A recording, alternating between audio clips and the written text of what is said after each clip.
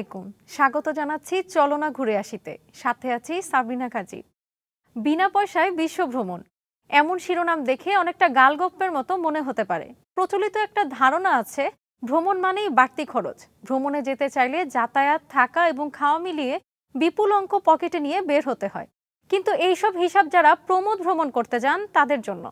আর যারা প্রকৃতই ভ্রমণ করতে চান, বিশ্বকে দেখতে চান এবং মানুষ চিনতে চান, তাদের জন্য অবশ্যই বিনা পয়সায় বিশ্ব ভ্রমণের সুযোগ রয়েছে। তবে এর জন্য আপনাকে হতে হবে দুঃসাহসী, তুলতুলে আর নাকুচো স্বভাবের হলে প্রথমে এই পরিকল্পনা বাদ দিন। আর যদি সত্যি সত্যি ভ্রমণের নেশা আপনার থাকে, হয়ে উঠতে চান এক্সট্রিম ট্রাভেলার, তাহলে শেষ পর্যন্ত প্রতিবেদনটির সঙ্গে থাকুন।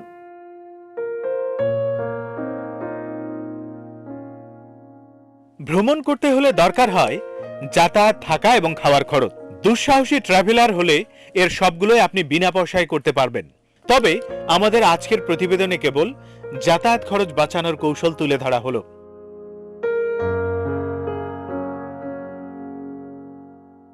এই কৌশলের নাম হিচ হাইকিং। সাংঘাতিক রকমের অদ্ভুত শব্দ।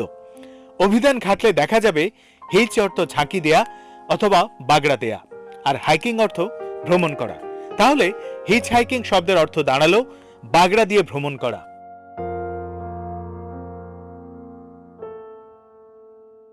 হ্যাঁ, অনেকটা এমনই। ধরুন মহাসড়কে একটা ট্রাক যাচ্ছে পূর্ণ গতিতে।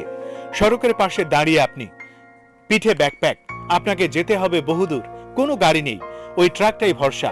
তখন আপনাকে একটি কাজ করতে হবে, একটা হাত সামনে বাড়িয়ে বুড়ো আঙ্গুলটা তুলে ধরতে হবে।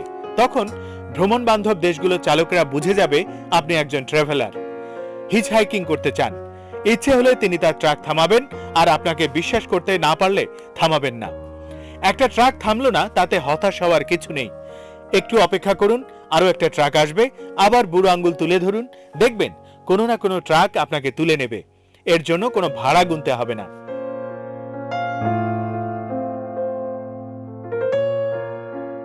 সাবধান, এই পদ্ধতিটা বাংলাদেশে প্রয়োগ করতে যাবেন না। এখানে বুড়ো আঙ্গুল দেখলে চালক ক্ষেপে যেতে পারে। সড়কে বাগড়া দেওয়ার অপরাধে আপনাকে হেনস্থাও করতে পারেন। তবে ইউরোপ আমেরিকার দেশগুলোতে হিচ হাইকিং ব্যাপক প্রচলিত। বাংলাদেশ, ভারতেও অনেক চালক পর্যটক বান্ধব, তবে বুঝিয়ে বলতে হবে ভিন্নভাবে।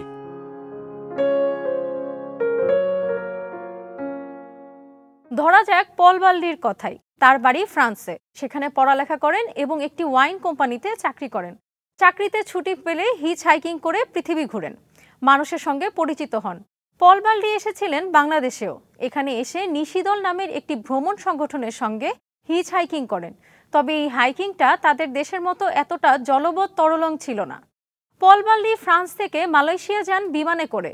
এছাড়া নিজের গাঁটের পয়সা হিসাব করে যতদূর পেরেছেন বাসে চড়েছেন, গাড়িতে চড়েছেন, অথবা সাইক্লিং করেছেন, আবার হেঁটেও চলেছেন। তবে যেখানে সুযোগ মিলেছে পয়সা বাঁচানোর জন্য হিচ হাইকিং করেছেন। তার ব্যাকপ্যাকে সবসময় একটা তাঁবু থাকে। যেখানে রাত হয় সেখানেই এই তাঁবু মেলে স্লিপিং ব্যাগ খুলে তিনি কাত হয়ে যান। বাংলাদেশের নিশিদলের সঙ্গে ভ্রমণে বেরিয়েও তাকে দেখা গেছে নদীর পাড়ে কাত হয়ে যেতে।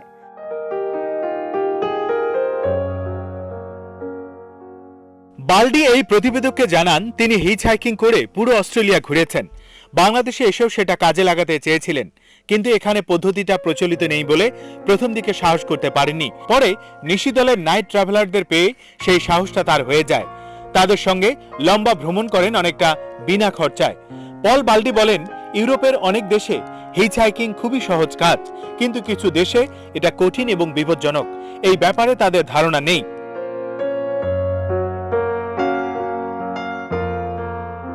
ইরানের একটি অভিজ্ঞতা শেয়ার করে তিনি বলেন, আমি ইরানে হিচ হাইকিং করছিলাম। একটি ট্রাক থেকে নামলাম সিরাজ শহরে। খুব ক্লান্ত ছিল, পকেটে নগদ পয়সা ছিল না, আশেপাশে এটিএম বুথ নেই। আমি বসলাম সড়কের পাশে একটা বেঞ্চিতে, চোখে ঘুম নামলো। ভাবছিলাম এই ভারী মাথাটা কোথায় রাখা যায়। একজন এগিয়ে এলেন আমার দিকে, খুব কড়াভাবে এটা ওটা জিজ্ঞাসা করলেন। শেষে খাতির হয়ে গেল তার সঙ্গে। তিনি আমাকে তার বাড়িতে নিয়ে গিয়েছিলেন। ওখানে 3 দিন ছিলাম।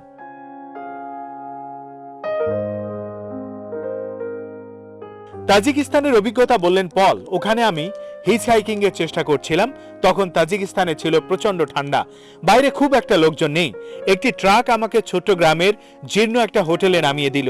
ওখানে 2 দিন ধরে একজন আমাকে আতিথেয়তা করলেন। এই সময়গুলো আমি ভুলতে পারি না। তিনি বলেন, আমি মিয়ানমার, জাপানের টোকিওতে হিচহাইকিং করেছি। যারা আমাকে গাড়িতে করে নিয়েছেন সবাইকে ধন্যবাদ দিতে চাই, কারণ অনেক গাড়ি চালককে পেয়েছি, এরা আমাকে ঘুমানোর জায়গা পর্যন্ত ব্যবস্থা করে দিয়েছে, নিজেদের বাড়িতে রেখেছেন, খেতে দিয়েছেন, কাপড় দিয়েছেন এবং নিজেদের গল্প শুনিয়েছেন। এবার ধরা যাক তিয়াংলির কথা। এই তরুণীর বাড়ি চীন দেশে। বাংলাদেশে এসেছিলেন এক বন্ধুর প্রেমে পড়ে। প্রথম দফায় বন্ধুর সঙ্গে, দ্বিতীয় দফায় বন্ধুর খোঁজে, এরপর আরো এক দফা। তিনি নিয়মিতই বিশ্ব ভ্রমণে বের হন এবং সুযোগ পেলেই বাংলাদেশে আসেন। এই প্রতিবেদককে তিনি জানান, তার ভ্রমণের বড় অংশ জুড়েই থাকে হিচহাইকিং। পৃথিবীর উল্লেখযোগ্য এমন কোনো দেশ নেই যেখানে তিনি বিনা খরচায় ট্রাকে চড়ে যাননি, এমনকি গভীর রাতে একা ট্রাক চালকের সঙ্গেও।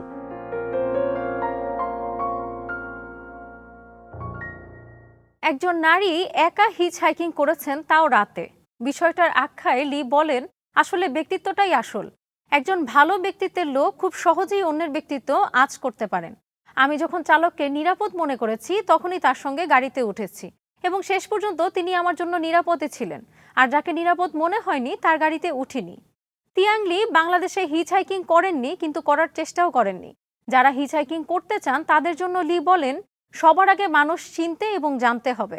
আপনার মন যদি সায় দেয় তাহলে মানুষটাকে বিশ্বাস করুন, আর বিশ্বাসীরা আপনার সঙ্গে প্রতারণা করবে না। আপনার ব্যক্তিত্ব এমন হতে হবে তিনিও যেন আপনাকে বিশ্বাস করতে পারেন। চীন দেশের তরুণী আত্মবিশ্বাসের সঙ্গে এই কথাগুলো বললেও হিচহাইকিং এর ঝুঁকি কিন্তু কম নয়। চালকের সঙ্গে চলতে চলতে অনেক অঘটনই ঘটে যেতে পারে। চালক আপনাকে ভয়ঙ্কর কোনো বিপদে ফেলে দিতে পারে। আবার হিচহাইকিং এর সুযোগ নিয়ে অনেক প্রতারকও চালককে বিপদের দিকে নিয়ে যেতে পারে। ঝুঁকিটা থাকে উভয় দিকেই।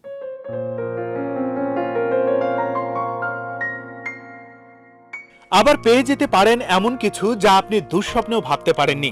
চালক যদি বন্ধু সুলভ হয়ে থাকেন তাহলে অপরিচিত এলাকায় তিনি হয়ে উঠতে পারেন আপনার বিশাল অবলম্বন। তার মাধ্যমে আপনি মিশে যেতে পারেন স্থানীয় সংস্কৃতির সঙ্গে, মানুষের সঙ্গে, পেতে পারেন থাকা কিংবা খাওয়ার সুবিধা।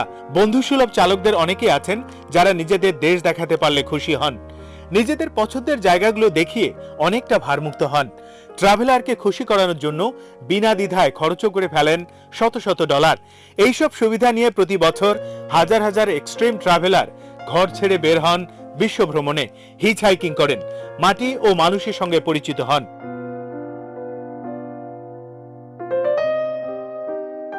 হিচহাইকিং করে আপনি সবচেয়ে বড় যে সুবিধাটা পাবেন সেটা হলো পয়সা বেঁচে যাওয়া।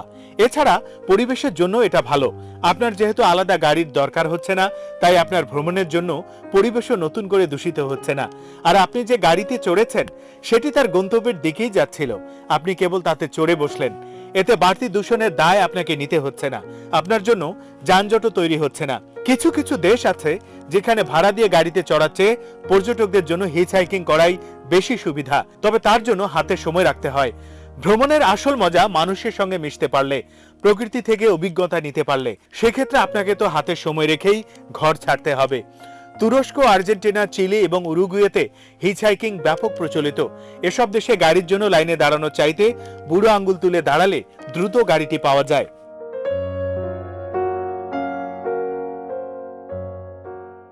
হিচহাইকিং এ ঝুঁকি ও আনন্দ দুটোই থাকে। এক্ষেত্রে একা হাইকিং করার চেয়ে দুইজন বা কয়েকজন মিলে করাটা বুদ্ধিমানের কাজ। সংবাদ মাধ্যমে মাঝে মধ্যে হিচহাইকারদের ধর্ষণ হওয়ার খবর প্রকাশ হয়, শোনা যায় ডাকাতি ও রোমহর্ষক ঘটনার খবরও। এসব নিয়ে কিছু ভৌতিক গল্পও প্রচলিত আছে। হিচহাইকিং নিয়ে তৈরি হয়েছে রোমাঞ্চকর সিনেমা। এত সব জেনেও হাইকাররা পথে বের হন। ভ্রমণ যার নেশা, ঘর তাকে আটকে রাখতে পারে না। নারী এক্সট্রিম ট্রাভেলাররাও একা পথে নামেন, তাদের নানা নেতিবাচক অভিজ্ঞতার মুখোমুখি হতে হয়।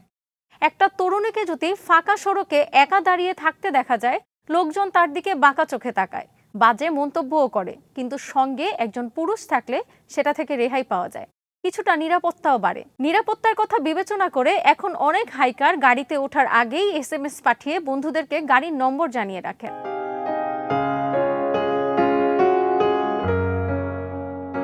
হিচহাইকিং প্রথমে শুরু করেছিলেন 70 দশকে মার্কিন কয়েকজন ছাত্র। এরা ইউরোপ গিয়ে খালি পকেটে ঢ্যাং ঢ্যাং করে ঘুরে বেড়ানোর সূত্রটা আবিষ্কার করেন। পরে কিছু ট্রাভেলারকে শেখান। এদের সঙ্গে নিয়ে ওই দলটা তুরস্ক, ইরান, আফগানিস্তান, পাকিস্তান হয়ে ভারত পর্যন্ত পৌঁছান। তাদের এই ভ্রমণ পথের নাম দেয়া হয় হিপ্পি ট্রেইল।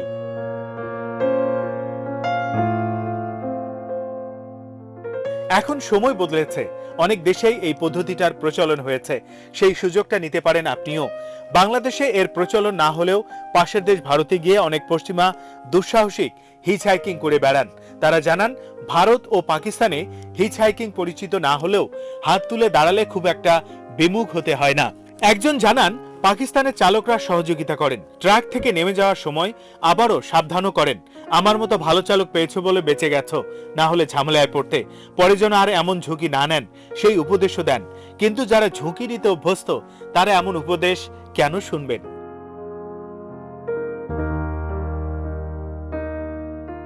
বিনা খরচায় পৃথিবী দেখতে ঘর ছাড়তে পারেন আপনিও। আজকের এই প্রতিবেদনে জানলেন বিনা খরচায় যাতায়াতের কৌশল। চ্যানেলটির সঙ্গেই থাকুন। অন্য কোনো প্রতিবেদনে আসছে বিনা খরচায় অন্যের বাড়িতে থাকার কৌশল। সে পর্যন্ত আমাদের সঙ্গেই থাকুন আর দেখতে থাকুন বিডি দর্পণ। বিডি দর্পণ, বাংলাদেশের দর্পণ। খোদাহাফেজ।